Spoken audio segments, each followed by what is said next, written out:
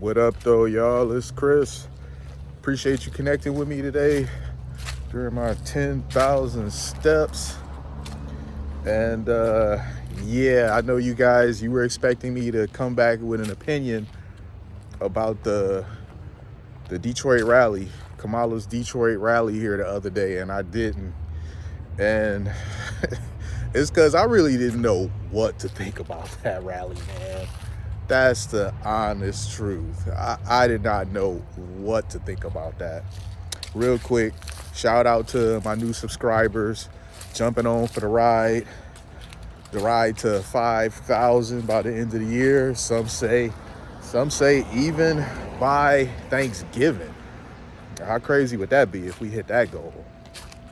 But that rally, first off, I didn't know Kamala wasn't gonna be there.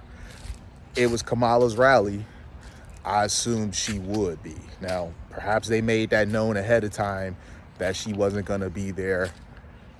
I didn't know, since I didn't plan on going, and honestly, I didn't plan on even watching it until I made the video talking to you guys about how it was gonna be later that evening, and I might check it out to see what was going on.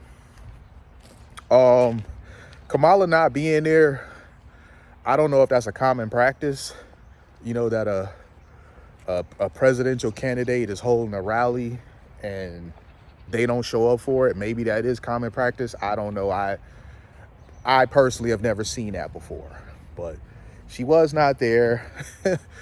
But maybe that was for the best, because we know that Kamala, when she gets up and talks, she's not really the best at it. Her ability to speak is largely dependent on if her teleprompter can hold up.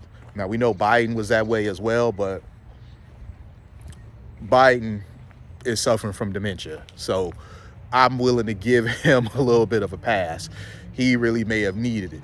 But in Kamala's case, it's like, really, man, you can't get up there and just roll. You're supposed to be so much youthful and so much more capable. You really can't get up there and just kind of wing it, say competent things without a script right there in front of you. It's just very weird for somebody who has made it this far in politics. You have a woman who is running for the highest office in the land, and she is woefully unprepared. People saying how she kind of, earned her way to the top on her knees and on her back. I mean, listen, I never really bought into that. I figured she had to have had some sort of credentials, but she really got me wondering how much fact there is to that, because she just does not seem like someone that's seasoned. If you think about any of the other politicians, they are very seasoned. They can get up there and speak. They can get up there and debate. There's just a battle-testedness to them, if that makes sense. There's kind of a battle-testedness to them that shines through. They're very capable speakers. Kamala just doesn't have that. So perhaps her not being there was honestly for the best. But she wasn't there, but who was there? They had a pretty good strategy. They had Calvin Johnson, former Lions wideout, aka Megatron. He came out to speak. I mean, the city of Detroit absolutely loves him. So that was a really good pick. They had Gretchen Whitmer, our governor, come out and speak. Gretchen Whitmer, the city of Detroit absolutely loves her. She, during the pandemic, was dubbed Big Gretch. That's a nickname that she fully has embraced. And she came out wearing her Cartier buffs, which she knew the crowd was going to love, because, Cartier buffs, for those of you that don't know, that's a very popular thing here in the city of Detroit. So she came out with those. Crowd loved seeing her. And I really wasn't surprised by this, because Big Gretch always understands the assignment, to the point to where I really didn't understand why Kamala was chosen to be the one who runs instead of Whitmer. in my opinion, my humblest opinion, it just would have made more sense to hire Whitmer, or to press Whitmer, to tap Whitmer, however way you want to put it. And I'm not going to go out this way. Dude got the leaf blower. We prepare for noise today. We're not going to go down in the direction of noise. We're going to let noise find us. We're not going to find noise. But it's like they just really want to make history too desperately to where it impairs their decision making. They made history with Obama. They made history with Kamala being the first woman, VP, and also person of color at the same time. And they're desperately trying to make history again with, Kamala being president. Now, they would have been making history if somehow Whitmer had won, but that's not good enough. It can't just be a woman. It has to be a woman that's also ethnic. So their desperate need to make history rather than just pick a competent and strong candidate that puts them in the best position to win. They just got too caught up with this goofy stuff that, in my opinion, is really going to cost them. Obama, he spoke last.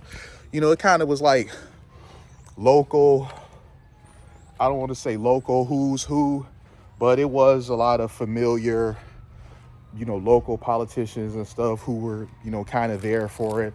As I said, this was easily the best planned and executed rally or town hall or whatever that Kamala has had. And the irony is that Kamala was in no way, shape, or form part of it. How's that for ironic? It was easily the best event that Kamala has had. We're taking everything into consideration. We're taking town halls, we're taking rallies, just everything. It was easily the best planned and executed one. And the irony is Kamala wasn't even part of the damn thing. But do what you got to do, huh? How crazy is it that the person who name is on this event, them being absent, actually made the event stronger than it would have been if they were there? So Eminem comes out, you guys all know who Eminem is. He's from Detroit. You guys know, hey, how are you today? You guys know we all love Eminem. You've heard me speak of him before. He basically has become a world ambassador for Detroit. And, that's really awesome. He comes out, he introduces Obama. Obama comes out and, Obama starts rapping some Eminem's bars. That was amusing. And he was talking about, he was kind of roasting Trump's playlist. Said that his playlist would have been better. He would have had Lose Yourself, on it.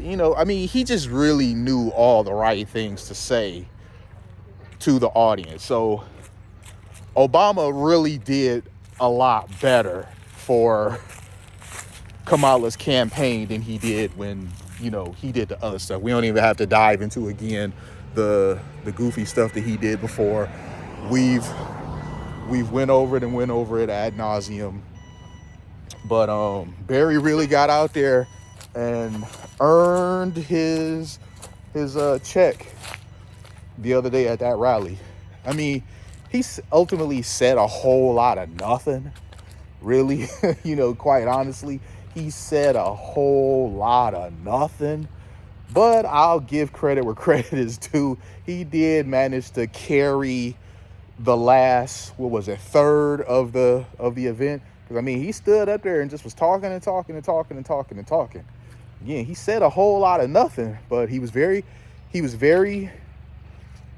the charming and charismatic guy that we've seen before came out. He was the opposite of that guy that we saw that was condemning black men for not just getting behind Kamala because of identity politics. So he went out there intent on redeeming himself. Maybe Kamala not coming and him just going out there Maybe that was him trying to make up for it. Like, hey, you know what? I owe you this. Let me go out there and kill this for you. He did a far better job going out there speaking on behalf of Kamala than she ever would have did for herself. So, you know, that's pretty much it. My views and opinions of the event. I thought it was interesting. I don't know how much it's going to do to sway things in their favor. I really don't think that it is. I think last night Kamala did some sort of town hall, which might be why she didn't come in the first place, because they might have just been giving her time to get some rest going on. But, you know, when you're running for president of the United States, there's no such thing as rest. You don't get sleep. Especially when it's like a couple weeks or less than a couple weeks leading up to, you know, people going out to vote. You really don't get no sleep. You sleep where you can. Taking a whole day off when you less than 2 weeks away from election day. I've never ran for president and never will, but I can't see that being an optimal strategy. But that's what she did. And she went to the town hall, the CNN, which, you know, the funny thing about this, she's being interviewed by Anderson Cooper. It's CNN. It's like playing a home game, because we already know that CNN is very left-leaning. And even with Anderson Cooper asking her questions and kind of, you know, pointing her in the right direction, she still was not giving very good answers. She still was giving very vague non-answers to very direct questions. So I don't know what they're gonna do about her, man. It's not looking good for them. Not that I care. I've made no secret of the fact that I do not want her to win. I think that her and Biden combined have done a lot of damage over the last 3.5 years. And I don't think that a person who was part of the damage that was done should get a promotion. I think that the idea of that is wild. I'll go across the street over here and keep walking this way. So let me know in the comments what you guys think. Did you guys watch the rally here in Detroit? Did you guys watch the town hall with Anderson Cooper? Did you watch one or the other? Did you watch both, or did you skip both of them? Watch both of them or skip both of them? Me, I watched the rally just mostly because it was here. I wasn't that interested in the town hall. I just kind of skimmed through it to see what was going on with that. It really wasn't all that exciting. I mean, honestly, the reason why I wasn't that interested in the town hall is because if you've watched other interviews that Kamala has done recently, you already know what you're getting. There's no real surprises here. You know what you're getting. You know that she's going to fumble around. You know that she's going to give a bunch of non-answers. And you know that everything is going to be but Trump. So she's going to fail to answer any question that she's asked directly. And then her follow-up behind it is going to be but Trump. So, you know, when you've seen that a few times already, you're just not interested in another serving of that. So I'm glad that she didn't go to her own rally, because I really do believe that the rally was better for it. Because if she got a turn to talk, she was just going to sit up there and just do a bunch of talking about Trump, which, listen, Trump has no problem talking about himself. So we don't need you to talk about Trump too. Talk about you, what you plan on doing. Why hasn't this and that happened already? And that's the thing. People are talking about, if Kamala wins, she'll do this and that for the country, as if she hasn't been in the office for the last 3.5 years. That makes no sense. How are you so sure? In fact, look at this. They go a Harris wall sign over here. What am I seeing up here? It's a few other signs around. I can't tell who they are from afar though. I think this one says, oh, nope, I can't tell who that is. Anyway, as I was saying, people, they're so excited talking about, oh, if Kamala gets into office, she'll do this and that. I mean, she's been in office for the last 3.5 years. Why didn't she do these things already? Why is she promising you things that she could have done already. And why are you not realizing that? Okay, yeah, I see another Harris for President sign, over here. I mean, this neighborhood over here, I'm not too surprised, based on its location. I'm not too surprised that this is the direction that it's, leaning in. It's different neighborhoods I can go to where it'll be the opposite, but, there's another Harris sign. There's been people out here while I've been walking that have heard me talking about Kamala, and they all give me the looks, but it makes sense now because I see all of the yard signs and stuff. So, it's whatever. Vote. Get out and vote, whichever way it's going to be.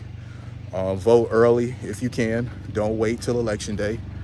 If you're someone that is planning on voting for Trump, I know things look really good for him right now, but I don't recommend you sit and rest on that. Go out and vote. Imagine in your mind you in the NBA Finals and you behind by 10. You got to get out of that hole. Or you in the Super Bowl and you behind by 3 touchdowns. Don't get complacent and think that the battle is already won, because that's how surprises happen. So get out and vote as early as you can, and we'll see what happens election day. We're gonna talk about this stuff a few more times before then. But thank you guys again for the support. Leave me your comments, thumbs up, subscribe if you haven't, for that run to 5,000, and I'll talk to y'all soon. Peace.